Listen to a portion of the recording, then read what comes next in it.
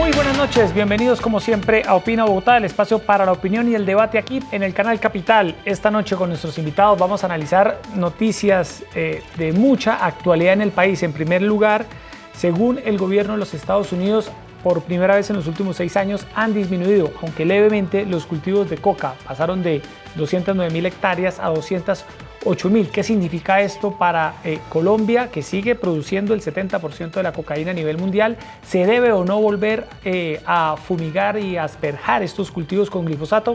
Vamos a conversar de ese tema con nuestros invitados, como también de una denuncia que ha hecho de manera pública el canciller Carlos Holmes al denunciar, al señalar que el presidente Iván Duque está siendo víctima de una campaña de desprestigio a nivel internacional. ¿Qué dicen en el gobierno? ¿Qué puede estar pensando la oposición al respecto? Y también vamos a hablar de unas restricciones que se va a fijar posiblemente para que las delegaciones internacionales tengan límites a la hora de visitar las zonas de reincorporación de los excombatientes de las FARC. Noticias de todo tipo. Erika Fontalvo, como siempre, buenas noches. En una jornada, Jessy, ¿qué tal? Muy buenas noches. Saludos a todas las personas que nos ven a esta hora, que nos acompañan una vez más en Opina Bogotá, en una jornada en la que se ha inaugurado la Asamblea de la Organización de Estados Americanos con una agenda muy amplia en la que, por supuesto, Venezuela forma parte de la misma. Está el señor Luis Almagro,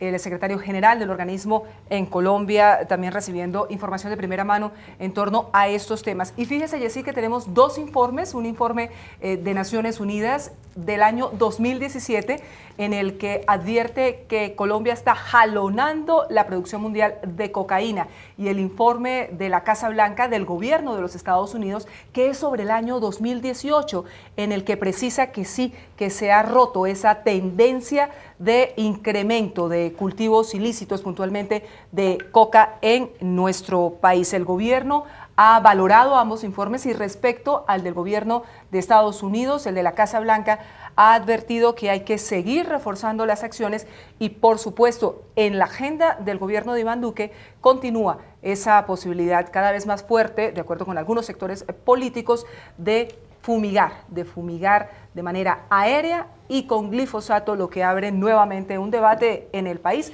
en torno a la utilización de este químico. Esta noche, para analizar estos temas, nos acompañan aquí en los estudios de Canal Capital el ex viceministro del Interior, Juan Fernando Londoño. Ex viceministro Londoño, como siempre, gracias por estar acá esta noche. Muy amable por la invitación, muy buenas noches a toda la audiencia y por supuesto un gusto estar compartiendo aquí con ustedes este análisis que esperamos sea útil para la opinión pública. Bueno, y también nos acompaña el reconocido abogado Guillermo Rodríguez, un hombre muy cercano a las ideas del Centro Democrático. Guillermo, gracias por estar esta noche aquí con nosotros. Buenas noches, Yesid. Un saludo para todos los televidentes y para mi compañero de mesa. Bueno, doctor Londoño y Guillermo, iniciemos hablando, Erika, de este reporte de los Estados Unidos, de la disminución leve de los cultivos de coca. Sí, que no podría ser mucho, ¿no? Sí. 208.000 209.000 y frente a 209.000 del año inmediatamente anterior. Uno dice, solamente son 1.000 hectáreas, pero sí, la tendencia es lo que verdaderamente se valora. Es un hecho importante, digamos, porque lo que hemos tenido durante los últimos años, a mi modo de ver, fue como una especie de tormenta perfecta en torno al tema de los cultivos ilícitos. Se juntaron 3 elementos, a mi modo de ver.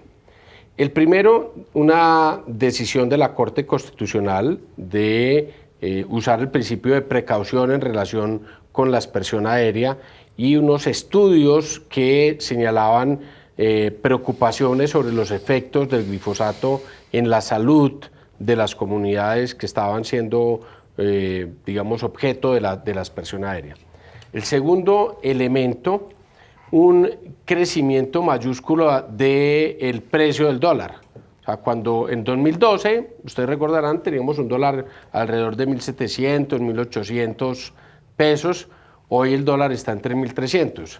Este es un cultivo altamente rentable, pues lamentablemente, espero no parecer cínico, pero es el cultivo más rentable que tiene Colombia, porque eso no paga impuestos, no tiene ninguna tarifa comercial, etcétera, entonces eso es una ganancia enorme. Si usted le duplica el precio del dólar, pues obviamente las ganancias son más que exponenciales.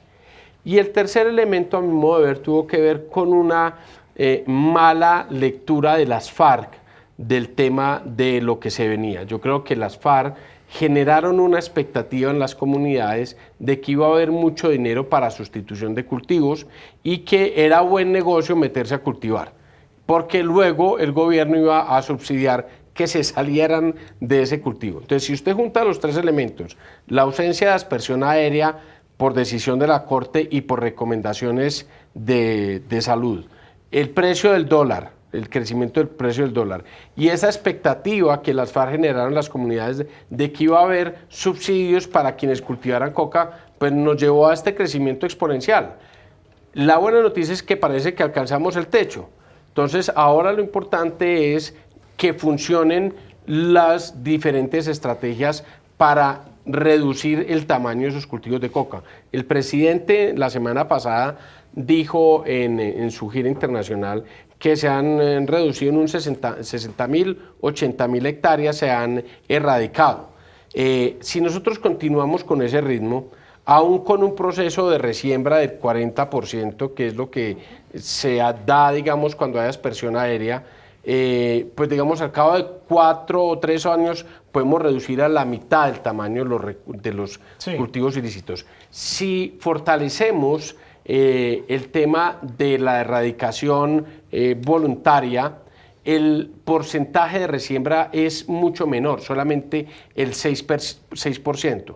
Entonces yo lo que creo es que aquí hay que combinar todas las estrategias, porque este es el problema más crítico del país en términos de seguridad, en términos de consolidación de la paz, en términos de ilegalidad en los territorios. Vamos a tener unas elecciones locales en octubre que con este tamaño de economía ilegal es muy fácil que muchas de las autoridades locales terminen siendo capturadas por estos grupos criminales. Entonces yo creo que es importante combinar todas estas estrategias y aprovechar que estamos por fin, digamos, dándole la vuelta a la tendencia. Estructuras criminales que sin lugar a dudas acechan a los distintos territorios.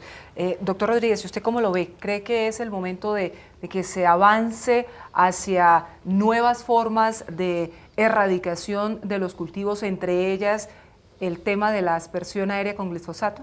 Bueno, la propuesta programática del presidente Iván Duque en su campaña fue la erradicación por aspersión aérea y la no claudicación del Estado de Derecho. Uno de los puntos de la capitulación del proceso de paz con las FARC era el tema de cultivos ilícitos. Y una de las solicitudes de los jefes negociadores de La Habana era el cese de aspersión de glifosato y la sustitución de la erradicación de cultivos de manera manual o por otras vías. Ese fue uno de los peores errores en política de combatir el narcotráfico y los cultivos ilícitos durante los 8 años de gobierno del expresidente Juan Manuel Santos, en virtud de hacer una paz sin legalidad, sin principios de legalidad y desconociendo la realidad socioeconómica y todo lo que existía detrás del aparato criminal del narcotráfico y los cultivos ilícitos. Y esa tendencia no es en vano, en razón que durante los años que estuvo esa negociación y la claudicación del Estado de Derecho de perseguir los narcotraficantes y los cultivos ilícitos, pues era una tendencia entre 28 y 30.000 hectáreas de coca sembrada a lo largo y ancho del país. La tendencia pues es desgarradora, es vulgar en lograr entender que si hay 210.000 hectáreas de coca hoy, pues proporcionalmente hay un número igual de narcotraficantes y de pequeñas estructuras de comercio ilegal de cocaína y todos sus derivados y todo lo que hay detrás de esa cadena ilegal. Ya vemos que detrás de eso están los precursores químicos, está detrás de eso el combustible, toda la economía ilegal que está detrás de ello. Y el gobierno Duque pues está haciendo la tarea por la cual fue elegido, y pues demuestra unos logros, que si la tendencia era de que por año era entre 28 y 30.000 hectáreas de coca que se estaban empleando en cultivos en el contexto de la negociación de paz con las FARC en La Habana, pues es un avance que en menos de un año la tendencia esté reducida, y es casi cuando se mencione que estamos frenando el aumento casi en 60.000 hectáreas de cultivos ilícitos. Esto llama mucho la atención, y obviamente pues, el gobierno de los Estados Unidos, la Agencia Antidrogas y de Política Antidrogas Global, pues tiene los datos exactos por la gente que tiene en campo aquí, por la información que el mismo Estado colombiano tiene también en virtud de cooperación interinstitucional, intercambian. Y pues es en buena hora que se esté combatiendo de manera vertical los cultivos ilícitos como lo está haciendo el gobierno Duque. Bueno, aquí hay una polémica, Erika, sobre la mesa y tiene que ver con la posibilidad de que Colombia, precisamente para combatir esos cultivos de coca que han llegado a niveles muy altos, vuelva a usar el glifosato. Hay decisiones judiciales de la Corte, claramente hay una conclusión de la Organización Mundial de la Salud sobre los posibles efectos cancerígenos que tendría el glifosato.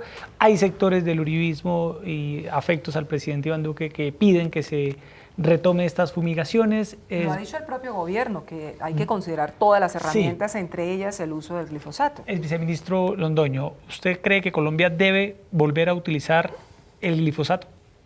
Mire, yo no me opongo a que esa opción esté abierta, porque yo creo que este es un problema de tal tamaño que requiere que se combinen los diferentes esfuerzos. Yo creo que existen 3 metodologías. Uno, la erradicación voluntaria, donde usted dice a los campesinos, yo quiero que ustedes dejen de cultivar coca y les voy a dar un apoyo para que ustedes siembren otras cosas. Eso funciona muy bien y es el método más efectivo, esto es muy importante, es el método más efectivo para evitar la resiembra, porque nada se gana uno con eliminar 30.000 hectáreas si en otro lado del país están sembrando otras 50.000. Entonces, la clave de esto es, no, como lo han dicho expertos internacionales, no solamente sacarle la coca al campesino, sino sacar el campesino del negocio de la coca. Entonces, ese elemento se debería continuar, mantener y profundizar. Segundo, algo que ha hecho muy bien el gobierno del presidente Duque, que es fortalecer los grupos manuales de erradicación, que son grupos especializados que van a las regiones y tienen la misión. Esos grupos, de alguna forma, se debilitaron, eso hay que reconocerlo, durante el gobierno Santos, no como lo dice el doctor Guillermo por una negociación con las FARC, sino porque hubo, digamos, una distensión de la presencia en los territorios. Entonces, allí, lamentablemente, el Estado dejó de hacer presencia con estos grupos, porque estos grupos requieren ser acompañados de fuerza pública, porque al otro lado hay unos tipos con francotiradores, etcétera. Entonces, ese segundo componente hay que seguirlo haciendo. Y el tercer componente, que es la aspersión aérea. La aspersión aérea tiene que cumplir unos requisitos que estableció la Corte Constitucional. En la medida en que esos requisitos se puedan cumplir, yo creo que no deberíamos cerrar la puerta a esa opción.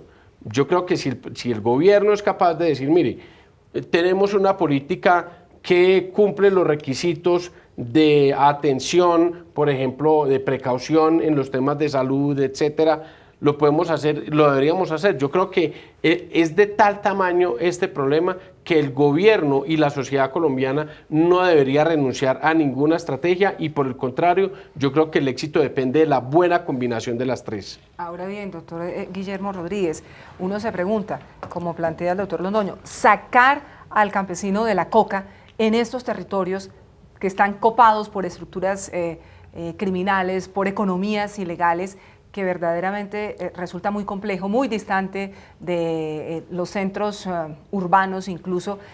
¿Cómo verdaderamente afianzar, más allá de que efectivamente se pueda erradicar de manera manual o a través de aspersión con glifosato, y garantizar que el campesinado no vuelva a caer en lo mismo? Porque muchos de estos campesinos que hoy han resembrado ya habían abandonado el negocio ilícito de la coca. Bueno, es la presencia institucional, la presencia del Estado, de poder llenar esos vacíos de esas economías ilegales, juega un papel fundamental.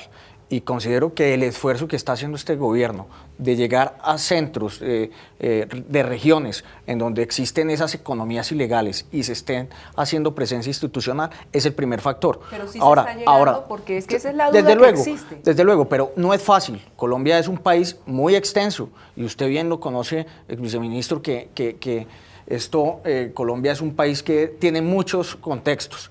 Y no es lo mismo lo que es en la Alta Guajira a lo que es el Bichada, el Llano, son muchos contextos, o lo que es Putumayo. y pues llama mucho la atención. Aquí hay fenómenos ilegales muy grandes. Se está viendo inclusive la cooptación de extranjeros y la llegada de extranjeros en cultivos ilícitos para estar cooptándolos. Carteles mexicanos de la droga. Claro. Pero aquí la pregunta es... Entonces, esto es bien complejo. Muy importante lo que dice el doctor Guillermo es por esto, porque este es un proceso largo. Para que esto sea sostenible hay que llevar el desarrollo a esas regiones. La presencia institucional. Presencia institucional y desarrollo, porque obviamente no basta con que usted lleve la fuerza pública, porque si la fuerza pública está ahí simplemente para reprimir y no hay un Estado que genere opciones para que el campesino pueda comercializar, porque no hay carreteras, porque no hay vías de transporte, porque no hay forma de que los cultivos legales lleguen a las cabeceras y puedan ser vendidos, pues lo que hace la fuerza pública es simplemente lo que ha sucedido en el pasado, que llega a un sitio, los campesinos se van, expanden la zona de colonización, cultivan en otros lados. Entonces tenemos que traer esa gente al desarrollo y eso tiene que ser un esfuerzo de largo plazo. Por eso es tan importante que tratemos de hacer un esfuerzo de construir consensos de país en torno a este tema. Yo sí creo que lo que ha hecho el presidente es importante. O sea, aquí hay que construir consensos porque es que la presencia masiva de la criminalidad no es buena para el país. Y esto no es bueno para la izquierda ni para la derecha. Esto es una amenaza a la institucionalidad y a la democracia. Pero están los riesgos del uso del glifosato, que están documentados, está la comunidad científica, todavía están los expertos señalando los riesgos para la población. Aunque, Erika, veo que aquí ellos dos concuerdan en que Colombia no debería cerrar la opción del uso del glifosato. Pero es que el glifosato, Yesid, se usa para la caña, se usa para la papa, se usa para muchos productos que consumimos en el día a día. Pero esta Entonces, me llama mucho la atención que sí hay una gran preocupación por la aspersión aérea a la cocaína, como si fuera menos nocivo lo que se pasan por la nariz los consumidores de coca que lo que se hace de aspersión por la papa o por la caña de azúcar. Que por eso es importante que el gobierno haga un buen diseño cumpliendo las disposiciones de la Corte Constitucional, porque obviamente no es lo mismo cuando usted va fumigando un cultivo de café con este aparatico que tiene un nombre peculiar, no lo quiero decir acá, sí, la cacorra, sí, y va fumigando el café, que cuando usted pasa con una avioneta fumigando y entonces la señora que está en la casa allá preparándole la comida a los niños en un horno de madera, agua, pues le termina cayendo a la comida el glifosato. Claro, entonces, por eso, pero ese es el riesgo. ¿Cómo defender el uso del glifosato si están esas evidencias, el viceministro? No, porque uno puede tener unas políticas de concertación con las comunidades que permitan, por ejemplo, saber en qué momentos y qué días se va a hacer la aspersión. Y yo creo que hay muchas comunidades que estarían dispuestas a apoyar esas medidas. Yo voy a ser un poco audaz, pero mire, muchas comunidades indígenas, por ejemplo, de este país, saben que la presencia de esos cultivos ilícitos es la mayor amenaza a su preservación. Porque esos cultivos ilícitos, como dijo el doctor Guillermo, vienen asociados a unos criminales, vienen asociados a unos señores que vienen con unos fusiles a proteger el territorio y esos señores el día de mañana empiezan a abusar de la comunidad, empiezan a matar a los líderes sociales, empiezan a matar a los alcaldes, al que no esté de acuerdo con ellos. Entonces, para muchas comunidades es preferible que haya una aspersión aérea porque hay unas extensiones del territorio que es muy difícil de cubrir con aspersión manual, con erradicación manual o inclusive con erradicación voluntaria. Entonces yo creo que cuando hay una concertación y hay un buen diseño es posible hacerlo, porque si la gente sabe, mire, el lunes próximo va a haber una aspersión aérea de 8 a 12, entonces todo el mundo se mete a sus casas, está en la casa, no sale al campo a hacer trabajos, etcétera, sí, porque hay aspersión concertada con las comunidades. Pero aquí la preocupación, Guillermo, pasa por el hecho de que a muchas comunidades, al término del gobierno anterior, se les ofreció llegar a unos acuerdos precisamente para avanzar en la erradicación manual y a muchos de ellos se les dejó en nada, se quedaron con las manos vacías porque no se avanzó en la implementación. Ese fue un error de una paz o de un proceso de paz con fallas estructurales de fondo. Por ejemplo, hay tareas de erradicación manual que la podrían hacer lo que existían programas anteriores como el programa de familias guardabosques, o vincular a esos programas de familias guardabosques programas de autosustitución de cultivos, que es muy intrépido, y pues es que también hay un factor que lo estamos debatiendo aquí, que es ese papel económico o paraeconómico o ilegal económico, una economía ilegal que está supliendo algo que no se han inventado algo mejor para suplirlo. Entonces, ahí el día que la institucionalidad y la economía logre entrar allí y suplir el papel que está haciendo la hoja de coca y los cultivos ilícitos en esas comunidades, que el único sustento puede ser ese, y que lamentablemente no han visto nada más porque la presencia del Estado ha sido muy tímida, por llamarlo de alguna manera. Yo lo diría tímida de alguna manera, porque es que, vuelvo y digo, Colombia es muy grande y es muy extensa, y la cantidad de selva y de Amazonía que tiene Colombia, y que puede estar llena tanqueada de coca, pues es impresionante. Entonces, el Estado tiene que hacer unos esfuerzos, y todos los colombianos tenemos también que hacer unos esfuerzos en entender que la política mayor que tiene que hacer en este momento Colombia es hacer un esfuerzo, inclusive económico, financiero, político, social, jurídico, de muchos aspectos, en lograr erradicar ese maldito cultivo de la coca, porque es que ya no es el problema ya no es la exportación de la base de coca, de la coca en sí, a los Estados Unidos, que es el mayor sitio de exportación. Es el consumo y el autoconsumo que hay de los niños en Colombia. La protección a nuestra niñez, a nuestros hijos, de el peor flagelo que tiene la humanidad, que es la drogadicción. Bueno, vamos con el segundo tema de la noche, Erika, y es que ha pasado un poco inadvertido, pero ya empieza a tener eco esa frase del canciller Carlos Holmes al término de la visita reciente del presidente Iván Duque por Europa, al señalar que el presidente es víctima de una campaña de desprestigio. Esto lo dice luego de que en algunos países, concretamente en Inglaterra, en la ciudad de Londres, el presidente fuera abucheado y hubiese sido insultado por personas que se lo encontraron allí. Pero adicionalmente aquí en Colombia también muy cuestionado, porque muchos consideraron que no fue el mejor momento para irse, adelantar esta gira, que el timing no le favoreció, teniendo en cuenta la gran cantidad de frentes abiertos en el país, entre ellos la crisis en la vía al llano. Así es, hay una campaña de desprestigio internacional en contra del presidente Iván Duque. Quisiéramos escuchar el punto de vista de nuestros panelistas esta noche, es viceministro. No, yo creo que hay unos grupos en el exterior que evidentemente tienen unas agendas radicales, que promueven esas agendas radicales a través de unos ciertos mecanismos y espacios, tienen capacidad de convocatoria. Pero creo que son grupos marginales, objetivamente. Yo creo que la gran masa de colombianos en el exterior no está en eso. O sea, yo no creo... yo me indigno cuando escucho a las personas gritarle asesino al presidente, porque no solamente es injusto con la persona de Iván Duque, que es una persona absolutamente digna, transparente. Yo creo que con el presidente muchos pueden tener divergencias conceptuales, pero nadie puede acusarlo a él desde el punto de vista moral. Es una persona que tiene una estatura moral, y esto no solamente le hace daño al presidente, sino al país. Imagínense, o sea, aquí no tenemos ningún presidente genocida como en otros países, etc.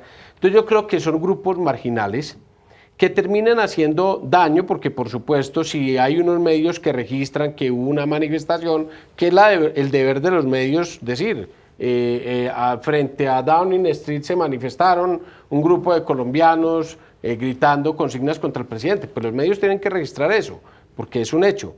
Pero yo no creo que sea de esa magnitud. Yo creo que se está magnificando una situación que no debería ser magnificada. Yo creo que esos grupos radicales son marginales y que el presidente está cumpliendo una tarea. Yo inclusive creo que está muy bien que el presidente haga giras. Es que un presidente no programa una gira internacional el lunes diciendo, vámonos el miércoles para Inglaterra. Son cosas que se programan con meses de anticipación. Entonces uno no puede prever que el día que uno va a salir va a haber un derrumbe en una vía cerca a la capital, por más importante que sea. Y yo creo que uno tiene que entender que gran parte de la labor del presidente es conducir las relaciones internacionales y tiene que hacerlo pues con las dinámicas propias de los temas internacionales, que son lentas, que requieren preparación y que no pueden ser simplemente una situación, digamos, de coyuntura de que no, que es que llovió, hubo un derrumbe, que el presidente se devuelva cuando el presidente tenía agenda con el gobierno británico, con el gobierno francés, con el gobierno suizo. Entonces, yo creo que no hay que magnificar esto, no hay que darle mayor importancia. Yo creo que el presidente hizo bien en hacer una gira.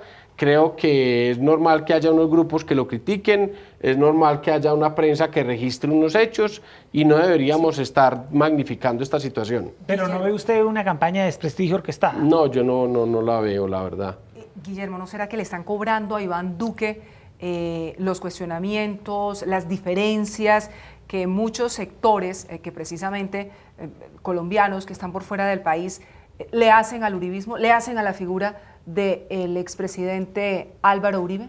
Desde luego, pero claro que sí hay un plan macabro, sistemático, de sabotaje al buen nombre del presidente Iván Duque. Y desde luego, esto viene desde Colombia. Esto no es que hay un grupo de intrépidos colombianos en el exterior y que van gritándole a un ciudadano sin raja y sin tacha como Iván Duque, asesino, pues es perverso y nos hace un gran daño a todos los colombianos. Y esa parte de esa campaña de sabotaje, no solo institucional, sino de imagen país, nos hace mucho daño. Y eso es sistemático. ¿Y por qué digo que es sistemático? Porque esto arrancó desde la primera visita del presidente Duque al gran encuentro de la UNESCO en Francia, y allí tuvo el primer choque, que lo estaban esperando personas cercanas a la oposición en Colombia, y con todo tipo de improperios. Esto va sistemático y va anclado también a un perverso plan de dañar y de debilitar la buena imagen de la fuerza pública en su rol internacional e interno, diciendo o maquillando de alguna manera que volvieron unos falsos positivos.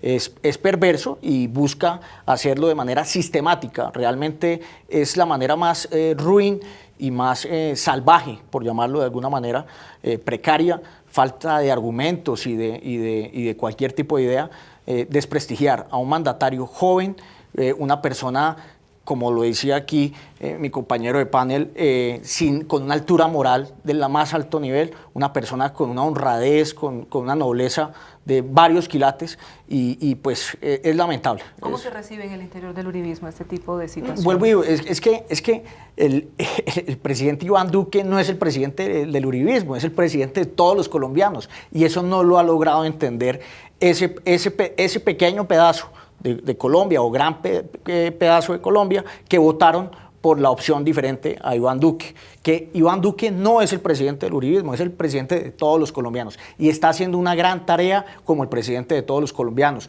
un hombre que está apelando a los ejes temáticos de la legalidad en todos los sectores económicos, jurídicos y de toda índole en Colombia.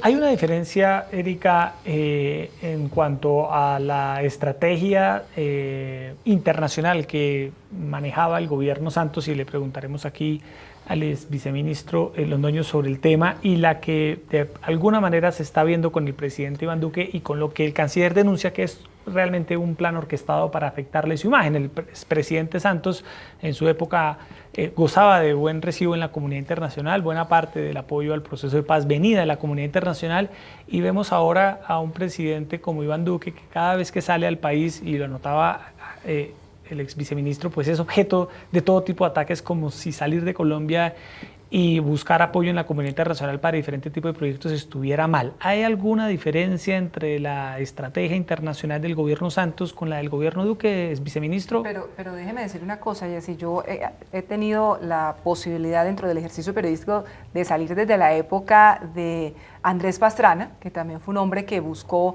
fórmulas de paz, sí. Y en muchos países los cuestionamientos eran enormes, las críticas, siempre encuentra uno colombianos que están haciendo un legítimo ejercicio y derecho de la protesta porque se sienten de alguna forma aludidos a la visita que está realizando el mandatario de turno a un determinado país y ellos quieren sentar su voz de protesta. Sí, yo por eso creo que no hay que maximizar eso y darle la impresión de que es que en el exterior no quieren a Iván Duque. No, yo creo que hay que ponerlo en sus justas proporciones. Son unos grupos minoritarios de sectores radicales que siempre van a existir de un lado o del otro, que se manifiestan y que, dado que hay cámaras en el exterior, tienen mucha más repercusión de lo que quizás tienen adentro.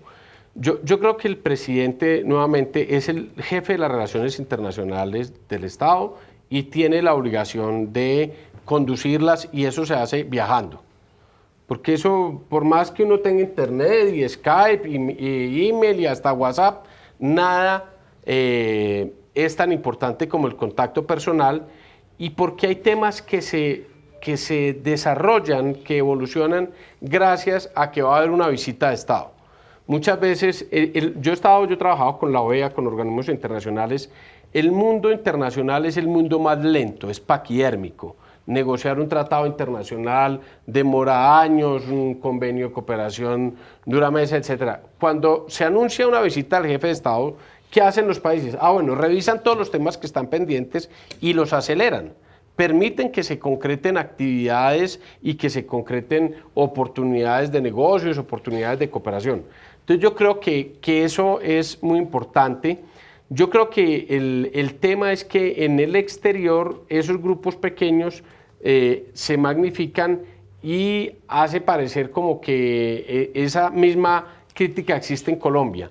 Yo creo que en Colombia lo que necesitamos es empezar a construir de verdad un consenso que pasa, por una parte, porque los sectores críticos del acuerdo de paz reconozcan que la paz fue importante para el país, reconozcan que es mucho mejor tener a las FARC hoy en día desarmadas en proceso de reincorporación que tenerla en las armas, y que si hay posibilidades de mejorar el acuerdo lo podemos hacer a través de consensos, y que del otro lado, quienes son críticos del gobierno Duque entiendan que la política del ojo por ojo no puede seguir siendo la forma de hacer política en Colombia. Entonces, como a Santos lo criticaban, nosotros lo vamos a criticar. Como a Santos lo desprestigiaron en el exterior, entonces nosotros vamos a desprestigiar a Duque. No, yo creo que hay que salir de eso, enfrentar estos retos de país. Yo insisto, el tema anterior, el tema de cultivos ilícitos, este es un problema que no es de izquierda o derecha, es un problema de la seguridad nacional, es un problema de una dimensión tal que deberíamos ser capaces de decir, oiga, tenemos que como país juntarnos y resolver este problema. Entonces yo creo que lo que necesitamos, y el presidente debería ser consistente a avanzar en esa política prudente y tranquila de ir construyendo consensos, mirando hacia el futuro, dejándole a otros el espejo retrovisor y a otros la crítica amarga, pero tratar de mirar siempre hacia el futuro. A propósito de la comunidad internacional, Yesid, lo comentábamos antes, comenzó hoy en la ciudad de Medellín la Asamblea de la Organización de Estados Americanos, y el colectivo Movimiento Defendamos la Paz le ha enviado una carta al secretario general de la OEA, al señor Luis Almagro, señalando que no es cierto que Iván Duque esté comprometido con la paz de Colombia, y que ellos tienen una serie de reticencias y hacen un listado precisamente de esos cuestionamientos a propósito de lo que el señor Almagro decía hace algunos días en torno a este tema. ¿Qué valoración hacen nuestros invitados, el doctor Londoño, y arranquemos con Guillermo, frente a esta carta en relación con esos cuestionamientos muy fuertes sobre la implementación del acuerdo de paz alcanzado con las FARC? Es parte de esa estrategia, de ese escenario que quieren manejar, y de ese discurso de que Iván Duque está como presidente de la República torpedeando o buscando desconocer el acuerdo de paz con las FARC. Asunto que es absurdo, porque precisamente dentro del marco de la gira que hizo internacional era precisamente para buscar financiación a un acuerdo de paz que dejaron desfinanciado. Era buscar apoyo para poder seguir dando la implementación y todo este tema de dar garantías a quienes están en el amparo y en el marco legal desmovilizados de las FARC. Pero dice Ahora, que el señor Duque maneja un doble discurso, no, uno afuera y otro acá en Colombia. eso no corresponde a la realidad. Iván Duque es una persona que realmente interpreta las necesidades de Colombia. Él fue elegido no por un grupo, un partido político. Desde luego que su locomotora y su fuerza y sus fuerzas venían de un partido político primario, por llamarlo de esa manera, o principal. Pero él interpreta las necesidades de todos los colombianos. Y una de las necesidades que ha entendido él es que va a mantener estos acuerdos de paz, pero con legalidad. Y hay unos ejes temáticos de legalidad que muy seguramente, de una manera muy cuidadosa, muy prudente, muy ajustada a la realidad, está haciendo su comité técnico de profesionales y de expertos en el tema de reincorporación, en el tema de implementación de los acuerdos, en todo esto que es que no es fácil, es que administrar un país con cerca de 48 millones de habitantes, con unos niveles de corrupción bárbaros, con unos niveles de violencia que no se puede, y tener a todo el mundo contento no es fácil, pero pues yo soy convencido de que él es una persona que interpreta no solamente las necesidades de los colombianos, sino que interpreta la legalidad, porque su eje temático era la legalidad, es la legalidad, y estos acuerdos de paz los está respetando, y pues los ajustes que haya que hacerlos los hace bajo el eje temático de la Constitución y de la legalidad. Bueno, vamos. Pero déjeme escuchar la opinión sí. del doctor Londoño. ¿Cumple o no cumple el señor Duque con lo planteado en el acuerdo de paz? Porque a juicio de este movimiento Defendamos la Paz, integrado entre otros por exnegociadores del acuerdo de La Habana, pues definitivamente no lo está haciendo. Yo voy a hacer como mi interpretación personal del tema y voy a retomar una conversación que tuve hace poco con el presidente. El presidente me dijo lo siguiente: el acuerdo de paz no se puede cumplir todo a la vez. Y yo creo que eso es importante entenderlo. O sea, nosotros, de hecho, cuando se diseñó el acuerdo de paz, dijimos, este es un acuerdo de paz que se debe implementar en 10 o 15 años. Entonces yo creo que lo que ha faltado es una narrativa que permita entender cuáles son los elementos fundamentales de la primera etapa del proceso de paz y cuáles son unos elementos que pueden ser desarrollados posteriormente. Y ahí insisto en que no nos hemos podido poner de acuerdo porque yo creo que el presidente está comprometido con el acuerdo de paz, pero me parece que nuestros amigos del Centro Democrático no tanto. Entonces, el presidente tiene que hacer una especie de equilibrio entre las personas del Centro Democrático que dicen que hay que acabar con la justicia en Colombia, revocar a las cortes, hacer un plebiscito para echar por abajo la institucionalidad. Pero eso lo dicen, es un grupo de ciudadanos, no Bueno, yo no soy vocero del Centro Democrático, ni más faltaba, tengo una gran identidad con dicho partido, pero pues eso que usted menciona, eso lo están haciendo unos ciudadanos interesados, preocupados por lo que está viendo. Dice que hay que acabar la JEP, me parece a mí que está poniendo una bandera en contra del acuerdo de paz, porque el presidente Duque nunca ha dicho yo voy a acabar la JEP. Dijo, yo quiero hacerle unas modificaciones a la ley, hacer unos ajustes para que todos estemos más tranquilos. Él hizo unas objeciones. Y lo tramitó institucionalmente. Es que, digamos, aquí el presidente ha tenido que hacer un equilibrio muy complicado entre unos sectores radicales que quieren echar para atrás el acuerdo de paz, desconocer las instituciones que crea ese acuerdo, digamos, un sector de derecha radical en este país, y un sector que tenía un montón de expectativas de que la paz iba a hacer todo de una vez y todo en el primer año. Y eso es imposible porque, por ejemplo, cuesta plata. Hacer todo el tema de desarrollo rural, de permitir sacar a la gente del negocio de la coca nuevamente para tomarlo, eso es algo que toma años. Entonces yo creo que aquí el reto que tiene el gobierno es ayudar a construir una narrativa donde entendamos que hay unos retos de corto plazo. Yo, por ejemplo, fui asesor del Consejo Nacional de Reincorporación y yo creo que la reincorporación es la prioridad de corto plazo.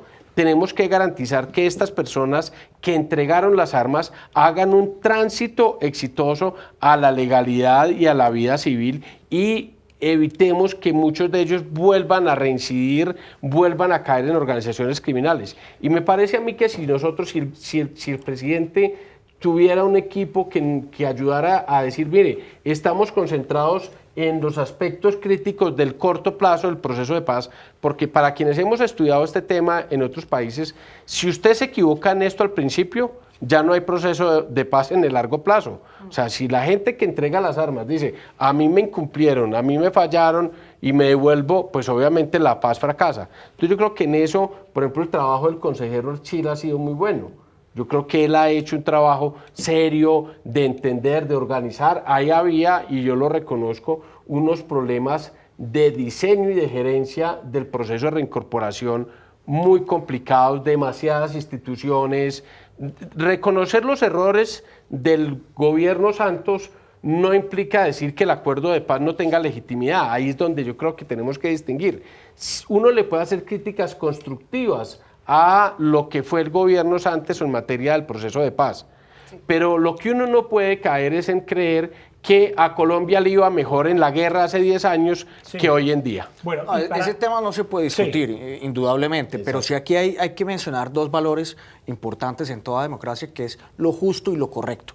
Y volvemos a caer en qué es lo justo y qué es lo correcto, y qué es lo legítimo. Entonces, pues si vamos a hablar de ello, para muchos ciudadanos, incluyéndome, pues no es justo ni es correcto que la JEP no haya aprobado o que haya improbado la extradición del señor Santrich.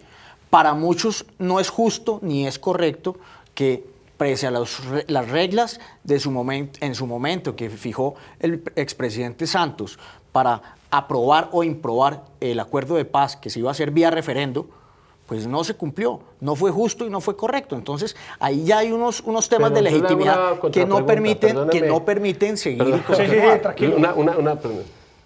El plebiscito ganó, el no, ¿cierto? Entonces no fue justo y no fue correcto que se hubiera seguido la negociación. Entonces, usted dígale la opinión, ¿usted hubiera preferido que hubiéramos vuelto a la guerra? Por supuesto que no, pero, exacto, pero entonces, eso fue lo que hizo el gobierno Santos. Sí, pero no hacerlo de esa manera, porque pero es que precisamente esas decisiones no eran populares y no estuvieron ajustadas a derecho y a las reglas democráticas, porque hay unas reglas democráticas que no se cumplieron, y como esto es un Estado de Derecho... Puede que hacer la paz sea impopular, y lo fue. ¿Por qué? Porque lamentablemente hay muchas razones por las cuales la gente pues odia y odiaba a las FARC. Y yo entiendo que la mayor parte de la gente prefería que estos señores se fueran a la cárcel mediante la justicia ordinaria. Pero eso no había que ser, eso lo entendemos y eso no es necesario porque la gente no es boba tampoco. Exacto, y los ciudadanos no son bobos. Entendemos absolutamente todos que si hay un proceso de paz, pues tiene que existir una justicia transicional. Y esa justicia de parte y parte. Y aquí se dio mucho por parte del Estado, del establecimiento, se cedió absolutamente todo. Pero las FARC ni entregaron bienes, ni repararon a víctimas, ni entregaron rutas. El mayor narcotraficante de las FARC sigue custodiado en Venezuela, John 40. Nadie nos ha dicho qué pasa con él. Nadie nos dice qué pasa con el señor Iván Márquez. Nadie nos dice qué pasa con él. Entonces, las concesiones del Estado fueron... esto fue un hazmerreír para la comunidad internacional y para muchas personas. Entonces, yo trabajo con organismos internacionales y si hay un proceso de paz que se valore las menores en el mundo, de la Corporación Rosa Blanca, las menores de la Corporación Rosa Blanca, todo eso va errores estructurales muy grandes. Va a ser parte del proceso. Dejen trabajar a la JEP, déjenla trabajar y que haga su tarea. Y yo estoy seguro que incluso con equivocaciones, porque también la justicia ordinaria tiene equivocaciones, o donde hay una justicia infalible. Desde luego, nadie está diciendo eso, pero yo lo que creo existiría es que la posibilidad, y lo que querían los ciudadanos era mayor legitimidad. Interesante aquí este debate entre nuestros dos panelistas, pero se nos acaba el tiempo. Pero es el debate que se dio muchas veces en las regiones, en los territorios, en todos lados, los sectores políticos. Porque no fuimos capaces de construir un consenso sobre sigue la sociedad completamente polarizada. Bueno, mire, a propósito de este tema, Erika, de la paz, la Cancillería, que era el último tema, ya para cerrar, ha desmentido que haya impuesto alguna restricción para la visita de diplomáticos, de delegaciones internacionales a estos espacios territoriales donde se está reincorporando, donde se están dando estos procesos de capacitación y resocialización de los exmilitantes. Generó malestar, por lo menos de las FARC. Inquietud. Sí.